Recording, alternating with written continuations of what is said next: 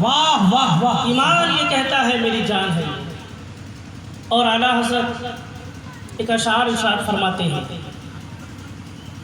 اور کوئی غیب کیا تم سے نہا ہو بھلا، اور کوئی غیب کیا تم سے نہا ہو بھلا، جب نہ خدا ہی چھپا تم پہ کروڑوں. سب مل کر میرے ساتھ بولیے، جب نہ خدا ہی چھپا تم پہ کروڑوں درود. اب سارے مجمع میرے ساتھ ایک بار ہاتھ اٹھا کر بولیے تو یا رسول اللہ، یا رسول اللہ، سب مل کر بولے یا رسول اللہ، یا رسول اللہ. یا اللہ ہم تیری بارگاہ میں دعا ہے جتنے لوگ ہاتھ اٹھائے سب کو روضے رسول کی زیارت فرما دے. آمین. کہیں پھر یا رسول اللہ. یا رسول اللہ. آئیے ہم اور آپ سب مل کر اس نبی آخر الزمان جناب احمد مجتبی محمد مصطفیٰ صلی اللہ تعالیٰ علیہ وسلم کے بارگاہ وقار میں عقیدت اور محبت کے ساتھ درود شریف پڑھے، اس عقیدت کے ساتھ کہ وہ نبی کیسا مرتبے والا ہوگا جس پہ خود خدا بھی درود بھیجتا ہے. وہ نبی کیسا شان والا ہوگا جس پہ خود فرشتے بھی درود بھیجتے ہیں. وہ نبی کتنے مرتبہ والا ہوگا جس پہ ملائکہ بھی درود بھیجتے ہیں. وہ نبی کی کیا شان ہوگی جس پہ شجر و حجر بھی درود پڑھتے ہیں. اسی نبی پہ ہم آپ سب مل کر عقیدت کے ساتھ محبت کے ساتھ درود شریف پڑھے باواز بلند. اللہم صلی علی سیدنا و شفیعنا حبیبنا مولانا محمد بارک وسلم صلو علیہ صلاۃ و سلام علیک یا رسول اللہ صلی اللہ تعالیٰ علیہ وسلم. حضرات جو مہینہ چل رہا میں اسی کے بنسبت بولوں گا، اور میری ایک دستور ہے اس دنیا میں جب تک رہوں اللہ سے دعا کرتا ہوں ان تمام باتوں پہ نظر ڈالوں جو ہمارے سماج میں ادا کی جا رہی ہے مگر لوگ اس سے قاصر ہیں کہ یہ واقعی جائز ہے یا ناجائز. ان تمام مسائلوں پہ اپنی نظر دوڑانے کی کوشش کرتا ہوں اور الحمدللہ جہاں تک مجھ سے ممکن ہوتا میں کرتا ہوں اور میرا رب مجھے نوازتا بھی ہے.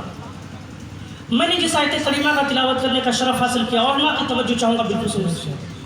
سورۃ الحشر پارہ نمبر 28 آیت نمبر 10 اللہ کہتا ہے ربنا اغفر لنا ولاخواننا الذین سبقونا بالایمان. اے رب ہمارے ہمیں بخش، اے رب ہمارے ہمیں بخش اور ہمارے اگلوں کو جو ہم سے پہلے ایمان لائے. اب تو بول دیجئے سبحان اللہ. اب تو سب بولیے ہاتھ اٹھا کر بولیے سبحان اللہ. اللہ کیا درس دیتا ہے قرآن مجید سے، اے لوگ دعا کرو، تم بندے مومن ہو تو تم دعا کرو اس طرح، اے رب ہمارے ہمیں بخش، پہلے تو ہمیں بخش دے، پھر ہم سے پہلے جو ایمان لائے انہیں بخش دے. یہ بخشنے کا طریقہ اللہ نے قرآن سے بتایا، مگر آج ذرا غور کرنے کی بات ہے کہ آج جب اہل سنت والجماعت کے علماء خطبہ خطابت کر چلے جاتے ہیں یا مسجد کے امام خطاب کرتے ہیں اور کہتے ہیں کہ شعبان المعظم کا مہینہ آ گیا ہے، اب مردوں کے حق میں مغفرت کی دعا کرو، خود بھی اپنے حق میں کرو اور مردوں کے حق میں بھی دعائے مغفرت کرو، تو لوگ اس بات کو سمجھنے سے قاصر ہو جاتے ہیں.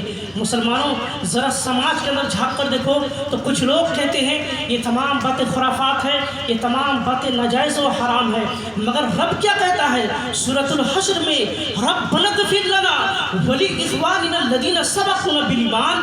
رب کہتا ہے کہ تو دعا اس طرح کر، اے رب ہمارے ہمیں بخش اور اگلوں کو بخش جو ہم سے پہلے ایمان لائے. تو جب رب کہہ دیا ہے اب اس رب کی بات پہ جب پوری دنیا میں جہاں بھی مسلمان ہوں گے، جو بھی اہل سنت والجماعت کے ہوں گے، جو بھی اس مسئلے کو مانیں گے اور جو اس جماعت سے ہٹ کر کے اس مسئلے کے بارے کفر و شرک کا جب فتویٰ لگائیں گے تو پتہ ہے رب کہتا ہے ثواب من عند اللہ واللہ عندہ حسن الثواب. اللہ کے پاس کا ثواب اور اللہ ہی کے پاس بہتر ثواب ہے.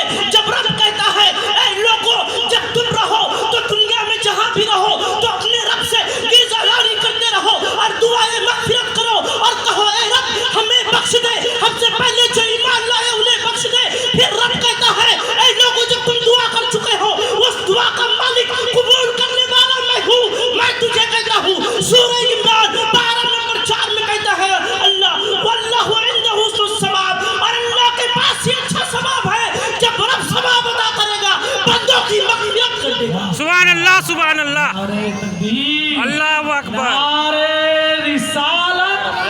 جشن عید میلاد النبی، زندہ باد۔ اصلاح معاشرہ کانفرنس، زندہ باد۔ جشن دستار حفاظ کرام، زندہ باد۔ نعرہ تکبیر۔ اللہ اکبر۔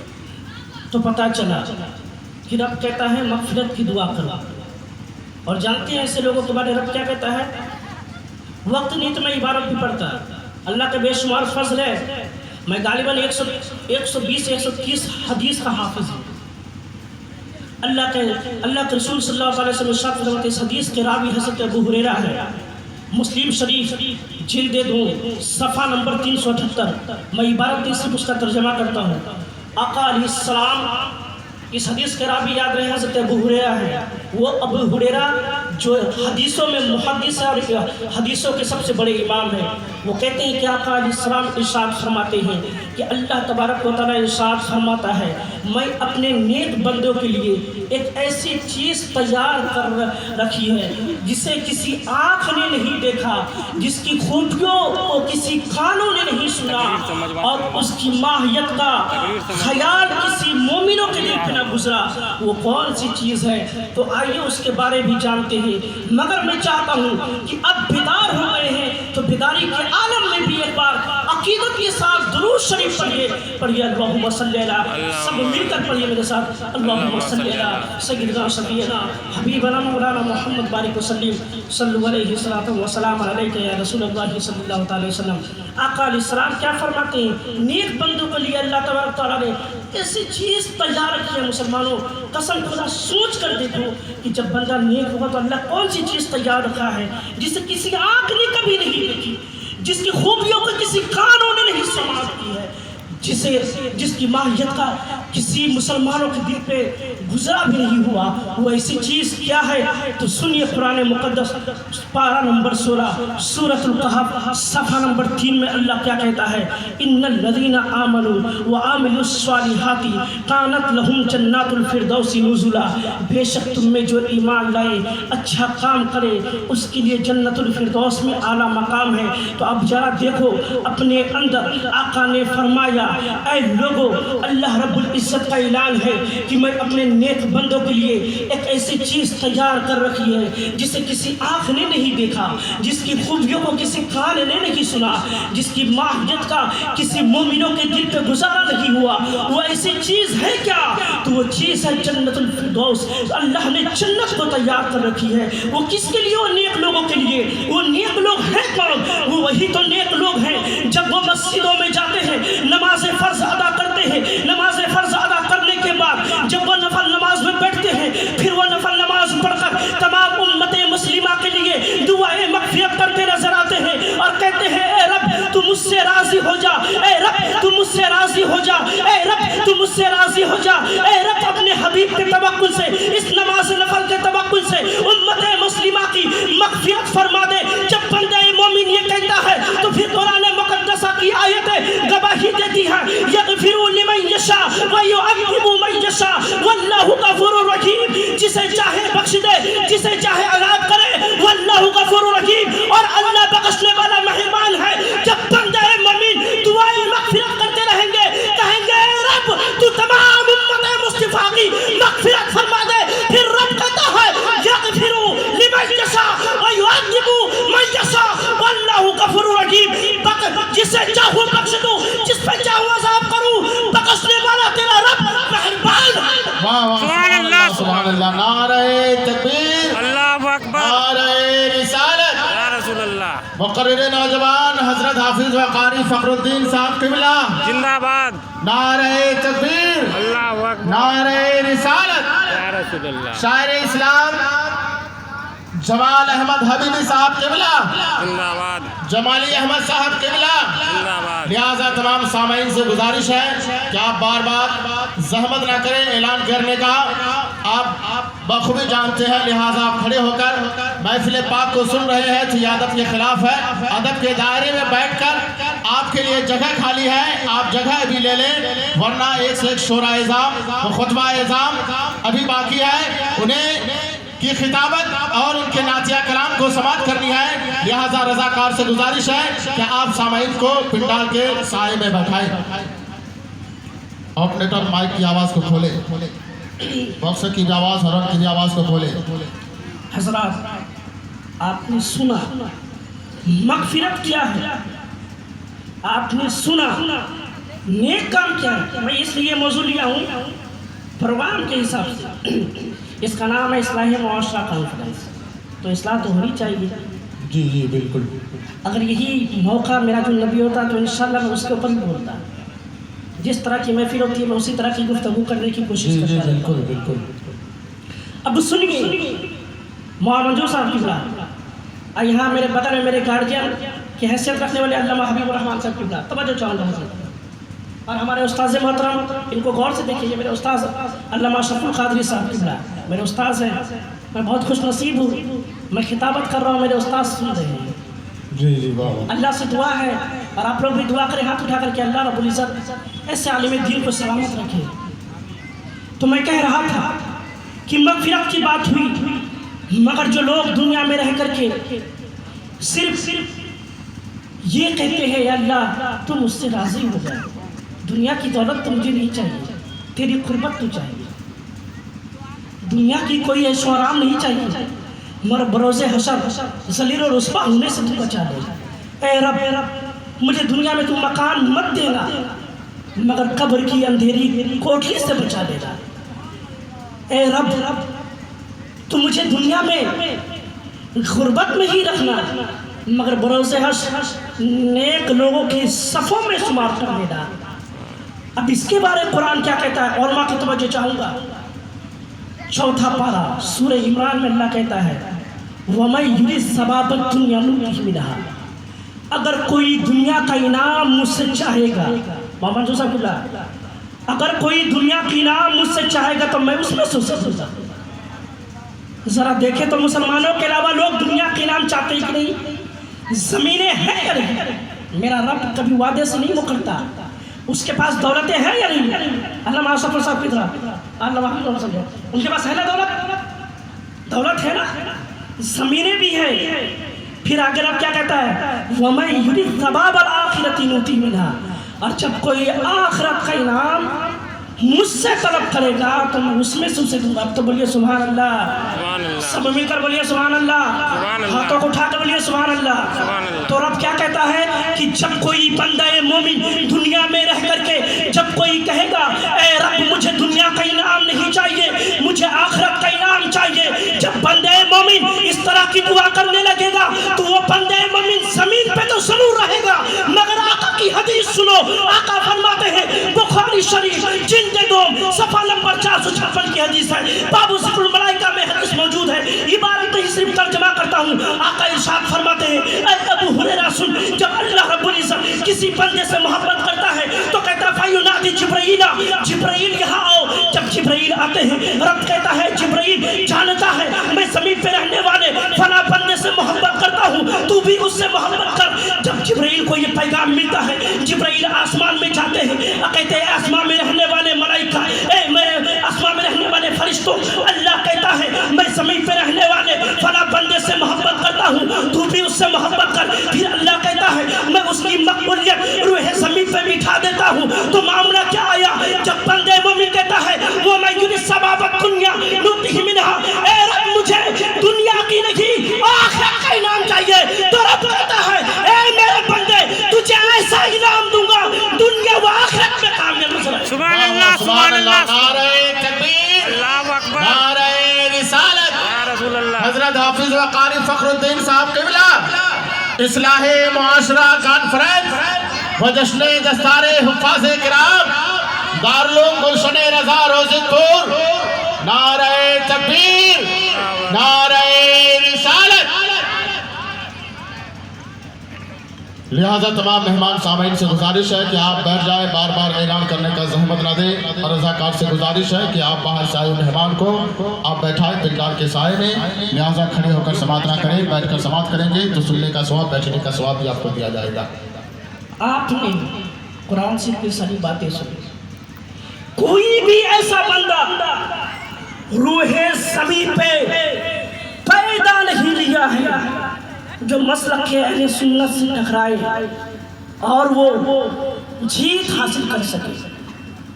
یہ میرے رضا کا احسان ہے کہ جب آپ نے دیکھا کہ کفر و دلالت سر چڑھ کے بول رہا ہے تو آپ نے کنز الایمان جیسی کتاب دے کر کے مسلک اہل سنت کی حفاظت کی۔ جب آپ نے دیکھا اب فتنہ فتوے کے ذریعے سے پھیلایا جا رہا ہے تو آپ نے فتوی رضویہ دے کر کے اہل سنت کی حفاظت کی۔ جب آپ نے دیکھا کہ علم غیب مصطفیٰ سے لوگوں کو غافل کیا جا رہا ہے تو آپ نے عبداللہ المکیہ جیسی کتابیں دے کر مسلمانوں کی حفاظت فرمائی۔ یہ تنہا رضا جو پوری دنیا میں ایسی مقبولیت حاصل کیا، ایسی مقبولیت حاصل کیا کہ دنیا میں آج 208 ملک ہے، ہر ملک میں رضا کا نام لیا جاتا ہے۔ اس کی وجہ تو یہی ہے کہ امام احمد رضا ہمیشہ کہتے تھے اے رب تو مجھ سے راضی ہو جا، اے رب تو مجھ سے راضی ہو جا۔ تو رب نے کہا اے احمد رضا اب تو زمین کی بلندی سے اٹھ کر آسمان کو اس بلندی پہ بیٹھے گا کہ جب تک دنیا قائم رہے گی میرے مصطفیٰ کے ساتھ تیرا نام زندہ رہے گا۔ سبحان اللہ سبحان اللہ سبحان اللہ ماشاء اللہ۔ تو جو لوگ اللہ کی یاد میں اپنی زندگی کو سرد کر دیتے ہیں، جو لوگ اس کے حبیب کی محبت میں زندگی کو سرد کر دیتے ہیں، وہ لوگ کی مرتبہ ان کے مقامات اللہ ایسے بڑھا دیتا ہے، ایسے بڑھا دیتا ہے کہ دنیا و آخرت میں بھی وہ چمکتے ہوئے ستارے کی طرح نظر آتے ہیں۔ کیوں دنیا یہ اصلاح معاشرہ یاد رکھیں، ولیوں کے بارے میں جاننا ضروری ہے۔ کیوں دنیا مخدوم اشرف سمنان کے دروازے پہ جا کر گریہ زاری پیش کر رہی ہے؟ کیوں آج مسلمان جب کسی مصیبت میں مبتلا ہوتا ہے تو بزرگان دین کو اپنا وسیلہ بنا لیتا ہے؟ کیوں؟ اس کی وجہ تو یہ ہے یہ لوگ ایسے تھے جو حق سنتے تھے، حق پہ عمل کرتے تھے اور حق پہ ہی زندگی کو گزارتے تھے، تب تو دنیا اسے یاد رکھ رہی ہے۔ ورنہ نہ جانے کتنے خطبہ پیدا ہوئے، نہ جانے کتنے شعرا پیدا ہوئے، سب کے سب گئے، نام و نشان مٹ گئے، مگر جو لوگ اللہ کے مقدس بندے ہوئے ان کے نام و نشان آج بھی زندہ ہے۔ تو ہر کوئی انسان یہ کوشش ضرور کرے کہ میں جب تک دنیا میں ہوں اللہ اس کے رسول کی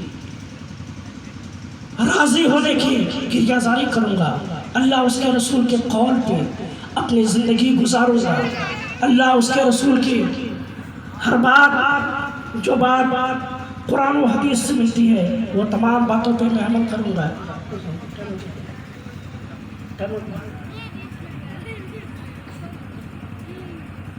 حضرات بس میں آخری بات بول کر اپنی گفتگو کو ختم کروں گا کہ عالم اسلام میں جب تک آپ ہیں تو ہمیشہ ایک ذہن ایک فکر بنا کر رہے کہ میں دنیا میں جب تک ہوں تو اللہ اس کے رسول کی رضا کے لیے زندگی گزاروں گا اور مروں گا بھی تو اللہ اس کے رسول کی رضا کے لیے مروں گا۔